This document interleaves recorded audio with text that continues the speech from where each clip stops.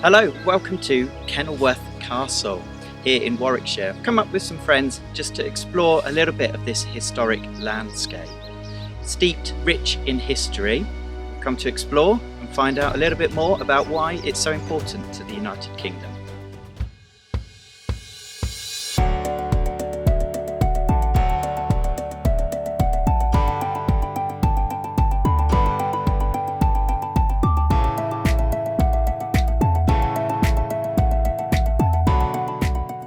First built in the 1120s, it's been a royal castle for most of its history. Elizabeth I granted it to her favourite Robert Dudley, who was the Earl of Leicester. He converted the castle into a lavish palace fit to entertain his queen.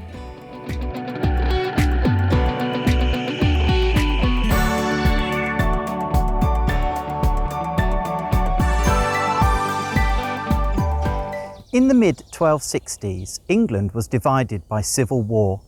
Henry III, who had been on the throne since 1216, was at loggerheads with some of his leading nobles who wanted to curb his power.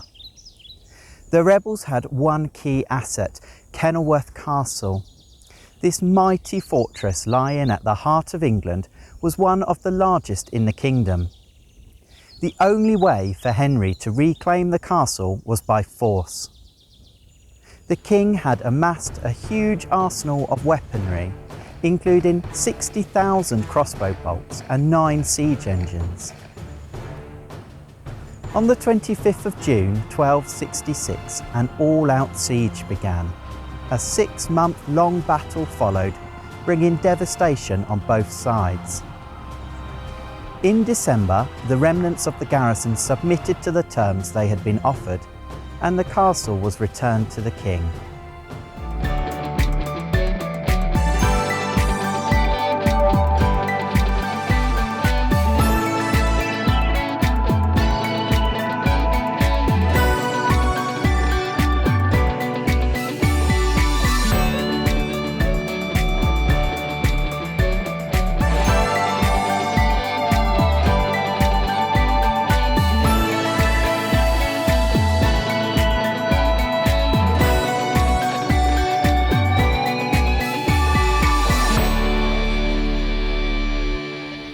Although the castle's fortifications were dismantled in 1650, many of the buildings remain unaltered since Elizabeth I's reign.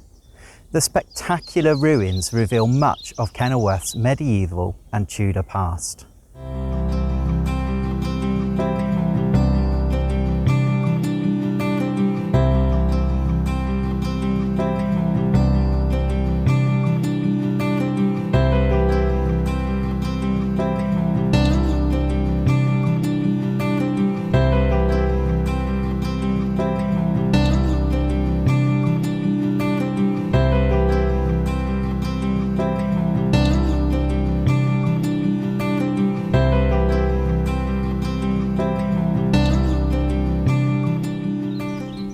At some point between 1414 and 1417, Henry V ordered the construction of the Pleasance in the Marsh, just outside the castle grounds, and it was here that King Henry could escape the burdens of kingship.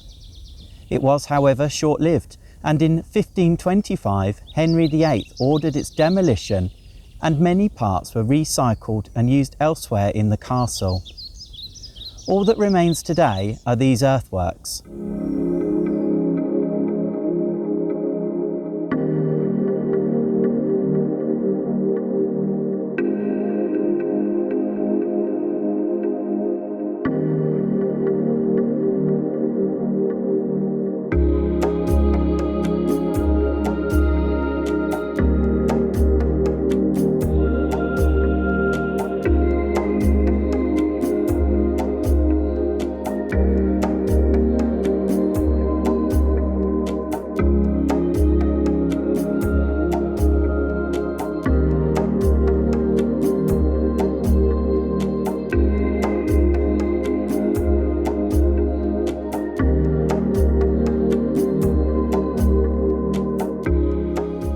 There are many rumours around Queen Elizabeth I and Robert Dudley, but there is no real evidence to suggest anything.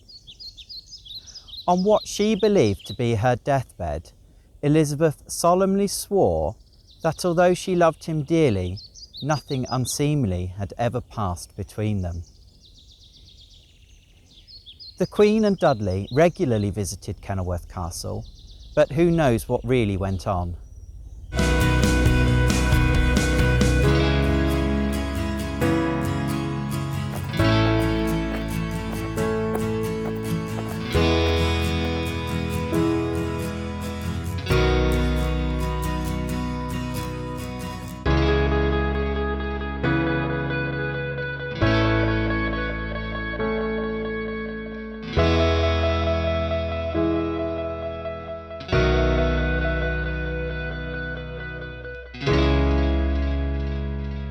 Sir John Sidley bought the castle in the 1930s and opened its doors for future generations to enjoy. Sidley placed the building in the care of the Ministry of Works and made a substantial sum to repair it. It's because of this man that we can still enjoy visiting the castle today.